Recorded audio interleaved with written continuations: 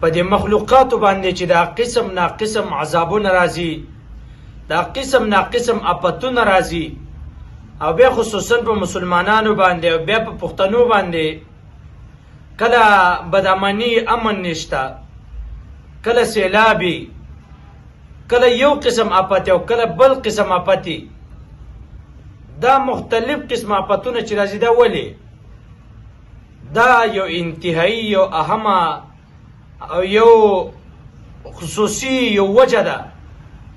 حضرت موسی علیه السلام د الله رب العزت نه تپوس وکړ، و یا الله ته چې خپه یې موږ ته به څنګه پته لګي، او ته چې خوشحاله یې نو یا الله موږ ته به څنګه پته لګي. الله رب العزت ته فرمایي ای موسی علیه السلام زما د خفګان هم دو علامات دي او زما د خوشحالۍ هم دو علامات دي.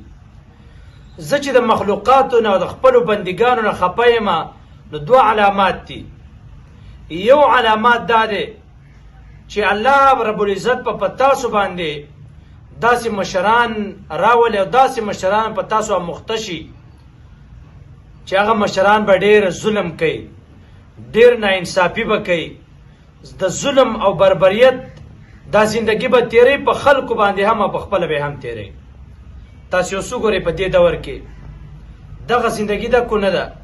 باچا په خپل هم په سختو حالاتو کې، امینه په خپل هم په سختو حالاتو کې، ام پی ای امینه د صوبې مشران دا ټول په خپل باندې په سختو کې، عوام دا غینه په سختو دا یو بل نه خپه دي. ټول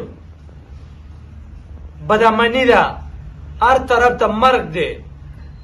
دا د الله رب العزت د خفګان علامت دی.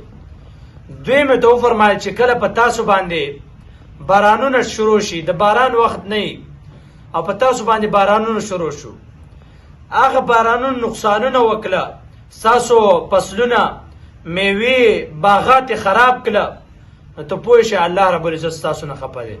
و ستاسو په دې دور کې وګورئ هر ځای کې داسې نقصانات چې هم مالی نقصان او هم جانی نقصانی.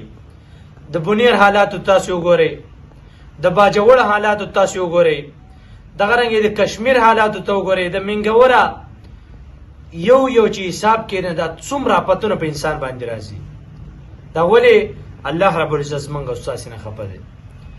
دې وجې نه پکار ده چې دا خلک ټوټل په ټوټله باندې الله رب العزت ته توجه وکړي. دا خلک الله رب العزت ته سر په سجده باندې شي، الله رب العزت ته متوجه شي. نومې قسم دا دواړه علامات د خفګان د شته دی او که نشته، دواړه علامات موجود دي.